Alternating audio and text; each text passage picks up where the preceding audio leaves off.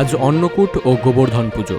এই উপলক্ষে বিভিন্ন জায়গার মতো আজ পূর্ব মেদিনীপুরেও মেচেদা ইস্কন মন্দিরে আয়োজিত হলো এই অন্নকূট ও গোবর্ধন পুজো। এই দিনের এই অনুষ্ঠানে উপস্থিত ছিলেন রাজ্যের বিরোধী দলনেতা শুভেন্দু অধিকারী। এদিন তিনি প্রথমে এসে গো পুজো এবং গো সেবা করেন, পরে কীর্তনে অংশগ্রহণ করেন শুভেন্দু অধিকারী। কি গন্ডগোল? কি গন্ডগোলটা কি? তারা কালী পূজায় বাজি ফাটবে না কি ফাটবে? এটা কি ইসলামিক কান্ট্রি নাকি?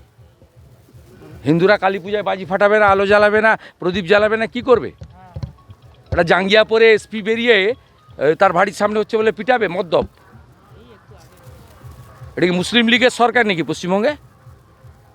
সুপ্রিম কোর্ট পর্যন্ত এবারে অ্যালাউ করেছে দিল্লির মুখ্যমন্ত্রী রেখা গুপ্তার প্রচেষ্টাতে।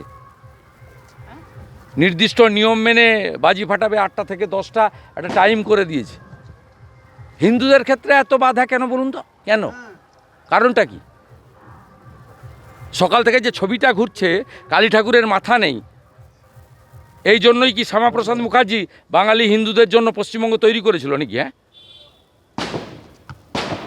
এই ভাতাতে অনেকে বিক্রি হতে পারে, আমরা বিক্রি হওয়ার লোক নই। আমরা হিন্দুত্বর জন্যই লড়াই করি এবং করব। পূর্ব মেদিনীপুর থেকে প্রসূন ব্যানার্জির রিপোর্ট, বিগ নিউজ বাংলা।